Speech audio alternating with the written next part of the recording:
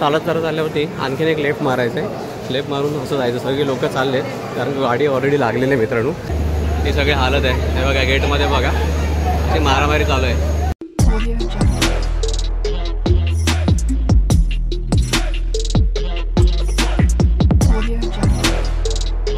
नमस्कार मित्रांनो, मी दिलीप मिरगंचं पुन्हा एकदा स्वागत करतो आणखीन एका नवीन इन्फॉर्मेटिव्ह आणि इंटरेस्टिंग व्हिडिओमध्ये. तर मित्रांनो, मी आता चाललो आहे कोकणामध्ये. मला इथून आता जायचं आहे संगमेश्वरला जायचं आहे. तर मी ना आजचा प्रवास करणार आहे ते कोकणकडनं एक्सप्रेसनी करणार आहे आणि माझ्याकडे ना जनरल तिकीट माझ्याकडे रिझर्वेशन वगैरे नाही.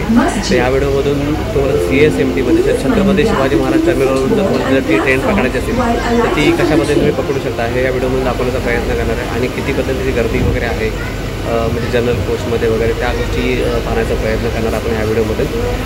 तर मी तर जास्त वेळ न झाला तर व्हिडिओला सुरुवात करूया. तर मी आता करिरोडवरून ट्रेन पकडली. मी आता करिरोडवरून लोकल ट्रेन पकडून मी उतरणार आहे छत्रपती शिवाजी महाराज टर्मिनलला आणि तिथून मग तुम्हाला दाखवतो कोणत्या प्लॅटफॉर्ममध्ये. कारण मी पण पहिल्यांदाच चाललो आहे, मला पण नक्की माहिती आहे, पण मी पण विचारविचार झालो. तर काही लोक बोलले की 17 किंवा 18 नंबर प्लॅटफॉर्मवरती ती गाडी लागते. तर तुम्हाला देखील दाखवतो कशा पद्धतीने तिथे जायचं आणि कशी गाडी दिसते वगैरे, कशा काय गर्दी वगैरे त्या गोष्टी दाखवतो तुम्हाला व्हिडिओमध्ये.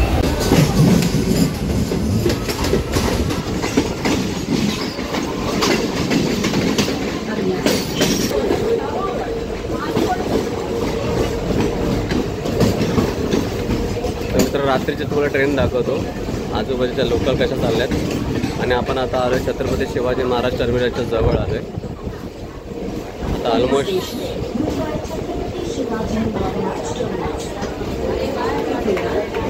हे बघा हे रात्रीचं वातावरण.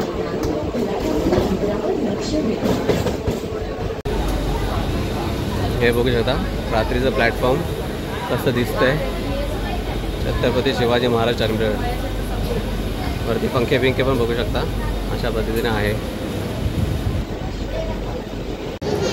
तर मित्रांनो, उतरल्यावरती बघा असं सरळ तुम्हाला आपल्याला डाव्या हाताला चालत जायचं आहे.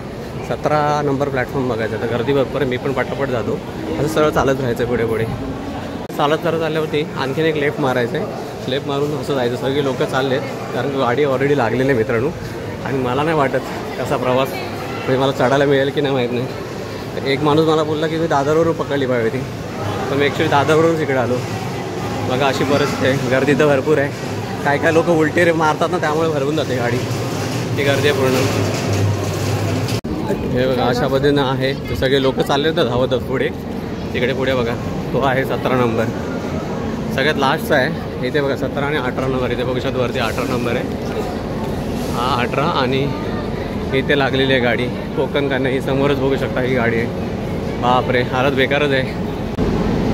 हे बघा इंडियन रेल्वे, हे जे इंजिन आहे इकडे आणि ही सगळी गर्दी, इकडं सगळ्या सामानाच्या बोग्या वगैरे आहेत.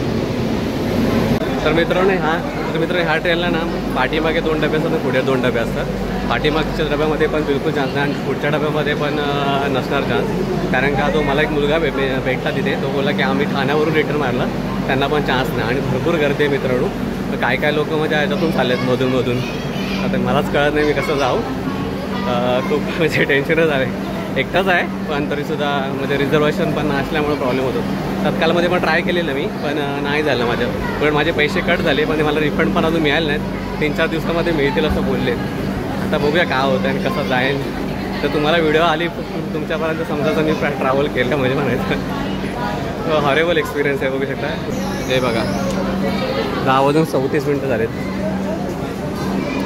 आता ती बरोबर 11 वाजता निघते ही आणि 17 नंबर 18 नंबरमध्ये आहे मी इथे. हे बघा हालत आहे मित्रांनो, पुढच्या डब्याची हालत, जनरल डब्याची ती सगळी हालत आहे. हे बघा गेटमध्ये बघा ती मारामारी चालू आहे, अशी परिस्थिती आहे. हे बघा चला, मला काही चढायला मिळणार नाही याच्यामध्ये. काय हालत बघा. हे बघा मधून घुसतात, काय करतात. अरे बापरे, लयच बेकार परिस्थिती आहे काय सगळं. हे बघा ऑलरेडी फुल आहे गाडी, अशी हालत आहे. किती लोक आहेत मध्ये है ना, लोक मध्ये बसले सगळे, सगळे मध्ये बसलेत लोक. हे ठाण्यामधली लाईन आहे एवढी मोठी जनरल डब्यासाठी. हे बघा किती नाही मोठी अजून संपतच नाही. किती डबे असतात ठाण्यासाठी? एकच असतो. एका डब्याला एवढी पलीकडे सगळं नाही अजून चालू झालं. सगळी ठाण्याची परिस्थिती अजून लाईन संपत नाही.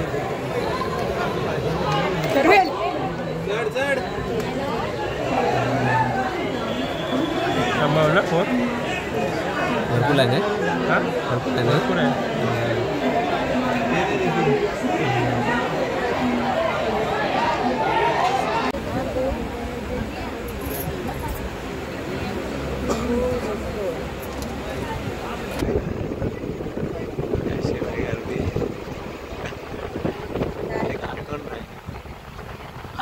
आठवण आहे एक राहील. मेमरी आहे मेमरी.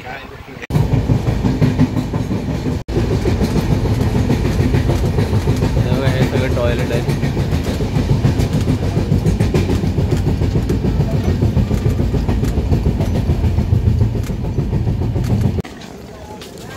फायनली संगमेश्वरला पोहोचलेलं आहे आणि एवढी गर्दी उतरली इकडे.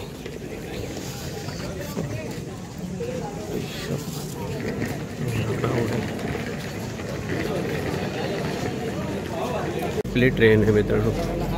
4 वाजता येणारी ट्रेन. बरोबर आता बघा 5 वाजून 55 मिनटं झाली. थोडी 6 वाजलेत ऑलमोस्ट. 2 तास लेट आणि एवढ्या गर्दीमधून. तर मित्रांनो कोकण कन्या एक्सप्रेस छत्रपती शिवाजी महाराज टर्मिनलवरती 17 आणि 18 नंबरमध्ये 18 नंबर प्लॅटफॉर्मवरती लागते आणि तिचा टायमिंग आहे तो रात्री 11 वाजता बरोबर निघते ती. आणि संगमेश्वरला ती माझी ट्रेन ॲक्च्युली 6:30 वाजता पोहोचली पण तिचा टायमिंग आहे 4 वाजता म्हणजे 2 तास लेट पोहोचली. तुम्हाला जनरल डब्यामधून जर प्रवास करायचा असेल तर मित्रांनो तुम्हाला खूप लवकर जावं लागेल जेव्हा ट्रेन येते तेव्हाच किंवा त्याच्या अगोदर जावं लागेल. कारण का मी जेव्हा गेलो 10:30 तेव्हा मला तर ॲक्च्युली म्हणजे घुसायलाच मिळाला नाही त्यामध्ये त्या ट्रेनमध्ये. एंट्रीच करायला मिळाली एवढी गर्दी होती. जरा म्हणजे पूर्ण सगळे लोक पूर्ण लोंबकळत होते म्हणून मी स्लीपरमधून प्रवास केला. जर तुम्हाला मित्रांनो स्लीपरमधून जर प्रवास करायचा असेल आणि तुमच्याकडे जर रिझर्वेशन नसेल तर मित्रांनो तिथे फाईन लागतो आणि संगमेश्वरपर्यंत 450 रुपये फाईन आहे. म्हणजे तुम्ही डिपेंड्स अपॉन तुमचं कोणतं स्टेशन आहे त्यानुसार तुम्ही समजू शकतो तुम्हाला किती फाईन लागेल. दुसरी गोष्ट तुम्हाला मी आणखी एक सजेस्ट करेन ज्यांचं रिझर्वेशन आहे स्लीपरमध्ये किंवा तुमचं आणखी कुठल्या डब्यामध्ये तर तुम्हाला मी बेस्ट सजेशन करेन की किंवा तुमच्याकडे फॅमिली वगैरे असेल तर तुम्हाला मी सजेस्ट करेन की तुम्ही जर तिथून म्हणजे छत्रपती शिवाजी महाराज टर्मिनलवरून जर तुम्ही ट्रेन पकडलात तर वेल अँड गुड आहे. कारण का माहिती आहे काय? कारण का मी असं नोटीस केलं की बरेच लोक मध्ये बसल्यामुळे काय होतं म्हणजे ज्यांचं रिझर्वेशन असतं ना मित्रांनो तर त्यांना बिचारांना म्हणजे त्या गेटमधून पण आतमध्ये घुसायला मिळत नाही किंवा त्यांच्या सीटवरती यायला पण ना खूप प्रॉब्लेम होतो.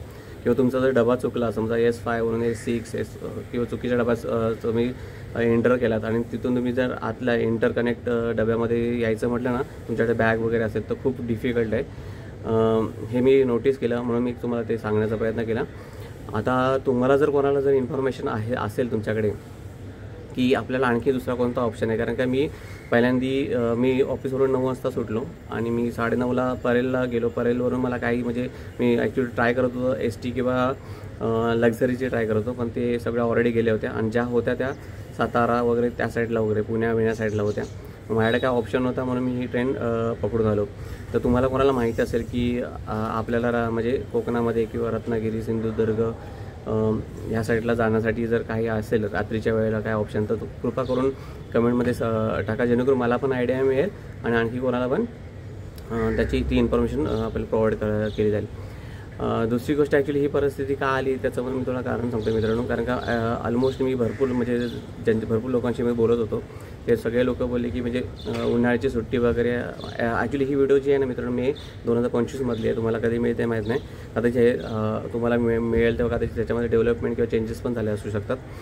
बरेच लोक मला काय बोलले काय माहिती आहे की अरे दादा म्हणजे सुट्ट्या पण असतात आणि खूपच म्हणजे काहीच ऑप्शन नसतो. लिमिटेड ट्रेन ज्या आहेत आणि ज्या काही एक्स्ट्रा ट्रेन तर नाहीत आणि ज्या काही एक्स्ट्रा ट्रेन सोडतात त्यांना कनेक्टिव्हिटी म्हणजे गावी जाण्यासाठी पण काही नसतं म्हणजे ऑप्शन वगैरे. तर जर कोण पॉलिटिक्स वगैरे किंवा कोणाची ओळख वगैरे असेल तर त्यांना कृपा करून सांगा जेणेकरून कोकणामध्ये जाण्यासाठी ॲटलिस्ट सीझनच्या वेळेला तरी म्हणजे एक्स्ट्रा ट्रेन्स असाव्यात किंवा काहीतरी असं एक ट्रान्सपोर्ट फॅसिलिटी असावी असं मला वाटतं. तर तुर्तास मित्रांनो मी इथे थांबतो. माझी ही व्हिडिओ तुम्हाला खरोखर आवडली असेल तर व्हिडिओला लाईक करा. चॅनलवरती नवीन असेल तर चॅनलला न विसरता सबस्क्राईब करा. भेटूया अशाच आणखी एका नवीन इन्फॉर्मेटिव्ह आणि इंटरेस्टिंग व्हिडिओमध्ये. तोपर्यंत मित्रांनो काळजी घ्या. बाय बाय मित्रांनो, बाय बाय.